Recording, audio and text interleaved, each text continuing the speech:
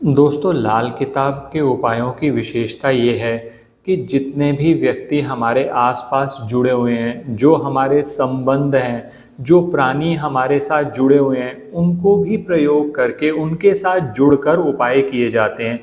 ऐसे ही बहुत सारे उपायों में से एक उपाय होता है गौ माता की सेवा करना। गौ माता की सेवा जब भी आप करते हैं दोस्तों, उनको घर की बनी रोटी आप नियमित तौर पर खिलाएं, चारा खिलाएं, उनकी सेवा करें। कहीं अगर इंजरी हो जाती है या कोई बीमारी हो जाती है, अगर आप इलाज कराते हैं, आपको हमेशा लाभ होता है। कई बार तो ऐसा होता है दोस्तों कि व्यक्ति ये सोचता भी नहीं है कि हमें क्या लाभ है, लेकिन उसको सेवा करनी है अपने साथ जुड़े हुए एनवायरनमेंट में कुछ लोगों की, प्राणियों की, तो उस तरह से ये उपाय किए जाते हैं। ऐसे ही एक उपायों में बहुत जो कराया जाता है वो है गौ माता को नमक खिलाना।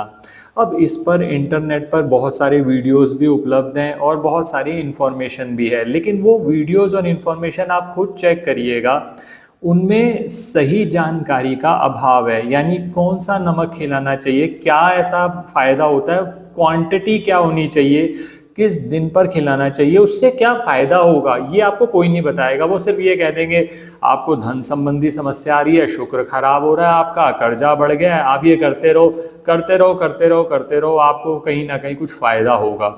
लेकिन सबसे ज़्यादा ज़रूरी दोस्तों ये जानना है कि कौन सा नमक प्रयोग करना है, उससे होगा क्या और क्वांटिटी कितनी होनी चाहिए। तो आज ये सब बातें जो आपको इंटरनेट पर किसी भी वीडियो में नहीं मिलेंगी, इस वीडियो में आपको देने की कोशिश करूँगा। अंत तक हमारे साथ बने रहे। मैं विकास मल्होत्रा स्वागत करता हूँ आपका लाल किताब एस्ट्रो सेंटर चैनल पर।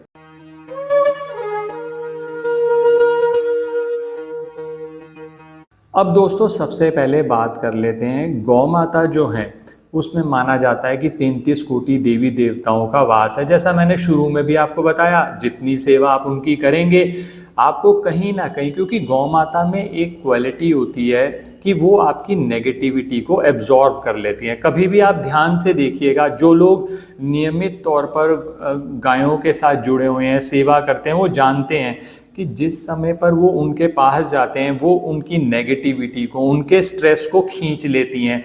तो कहीं ना कहीं आप अपनी तरफ से चाहे रोटी लेके गए, चारा लेके गए, तो चाहते ना चाहते हुए भी अच्छा कर्म तो आपसे हो ही रहा है और फिर इसका लाभ भी होता है। दोस्तों, जो गौ माता हैं लाल किताब में शुक्र से संबंधित मानी जाती हैं।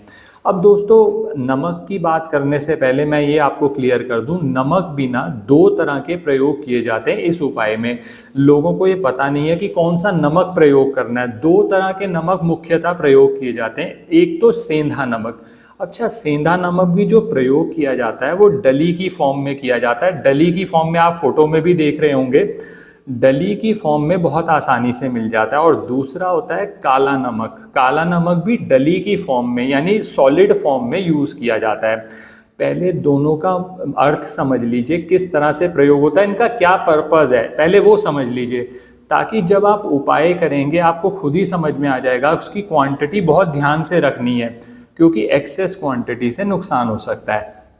पहले बात करता हूँ सेंधा नमक की। दोस्तों, बेसिकली सेंधा नमक का फ़ायदा ये होता है, गौ माता को जब आप चारे के साथ सेंधा नमक देते हैं ना, तो सबसे बड़ा फ़ायदा ये होता है कि उसमें खनिज होते हैं। अगर सेंधा नमक की बात करी जाए तो 3 मुख्य तत्व उसके अंदर होते हैं, सोडियम, पोटेशियम और मैग्नीशियम। और जो सोडियम जो सेंधा नमक में होता है वो काला नमक से ज़्यादा होता है। तो दोस्तों, सेंधा नमक करता क्या है, इलेक्ट्रोलाइट का बैलेंस मेंटेन करता है। जो जितने विटामिन्स चाहिए, खनिज चाहिए गौ माता को, उनके शरीर में जिन चीज़ों की कमी हो रही है वो उनको पूरा करता है। तो इसी वजह से कहा जाता है कि अगर नियमित तौर पर आप गौ माता को कोई खिलाना चाहते हो तो सेंधा नमक खिला सकते हो। अब बात करता हूँ काले नमक पे। जो काला नमक होता है उसके अंदर सोडियम, पोटेशियम, मैग्नीशियम तो है ही है, लेकिन उसमें 2 तत्व और ज़्यादा होते हैं, आयरन और सल्फर। अब आयरन और सल्फर का क्या काम होता है, ये पाचन में मदद करता है। कभी आपने ध्यान दिया हो तो गौ माता को जब आप खिलाते हो वो तो अंदर निगल लेती हैं, लेकिन उसके बाद जुगाली करती हैं। तो जुगाली करने में वो पाचन क्रिया का प्रारंभ होता है। तो जो काला नमक होता है ना दोस्तों, उसके अंदर सल्फर होता है।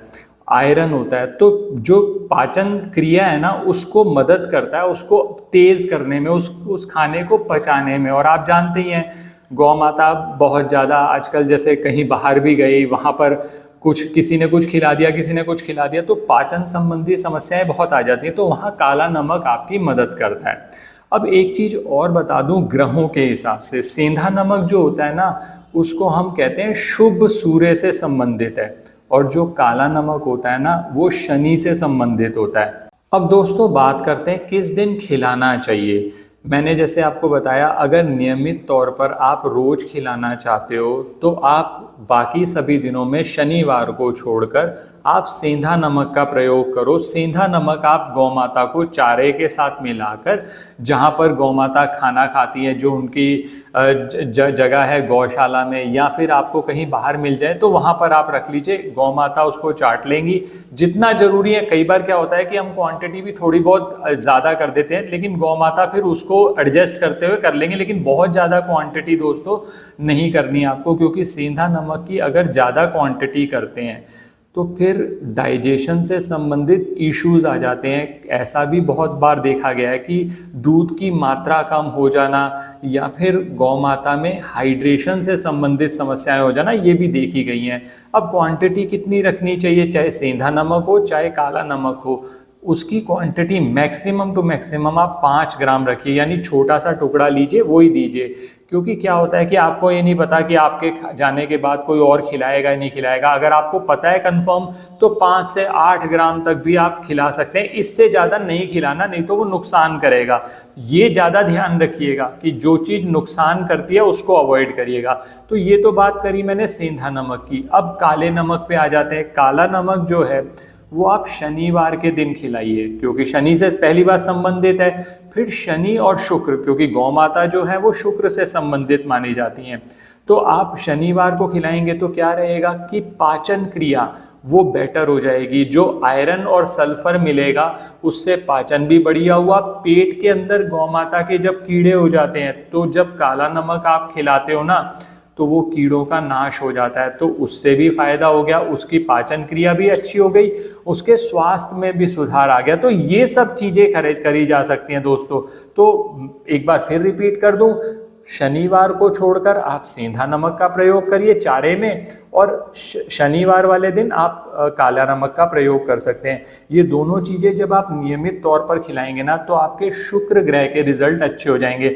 अब शुक्र क्योंकि धन संबंधी माना जाता है, वैवाहिक संबंध से संबंधित माना जाता है, तो अपने आप ही जब शुक्र के रिजल्ट्स अपने बढ़िया हुए तो ये सब चीज़ें समस्या, बहुत सारे लोग कहते हैं कि सर हमें धन संबंधी बहुत ज़्यादा समस्या आती है, धन एक्यूमुलेट नहीं होता, विवाह नहीं हो रहा, या वैवाहिक सुख नहीं है। गौ माता की सेवा करने से शुक्र के रिजल्ट्स बेटर होते चले जाते हैं। एक नमक, सिर्फ एक नमक ही नहीं है दोस्तों, नमक के अलावा भी बहुत सारी चीज़ें हैं, जैसा मैंने अलग अलग वीडियोस में आपके साथ शेयर किया। क्योंकि ये वीडियो सिर्फ हम नमक पे बात कर रहे थे तो मैंने नमक का बताया। आप कोशिश करिए बहुत सारी अलग अलग चीज़ों का प्रयोग करिए, सिर्फ एक ही चीज़ का प्रयोग रोज मत करिए। उससे क्या रहेगा कि किसी भी चीज़ की अधिकता बच जाएगी। तो दोस्तों इस तरह से आप अपने शुक्र को अच्छा कर सकते हैं। आशा करता हूँ आपको वीडियो पसंद आया होगा। अगर वीडियो पसंद आया तो लाइक करें, बाकी लोगों के साथ भी शेयर करें। हो सकता है आपके शेयर करने से जो व्यक्ति बहुत अधिकता में खिला रहा हो, जो गौ माता को नुकसान कर रहा हो, उससे बच जाएगा। और अगर किसी तरह की कंसल्टेशन चाहिए तो हमारी वेबसाइट पर विजिट करके अपॉइंटमेंट बुक कर सकते हैं, जिनका लिंक डिस्क्रिप्शन में दिया हुआ है। धन्यवाद दोस्तों।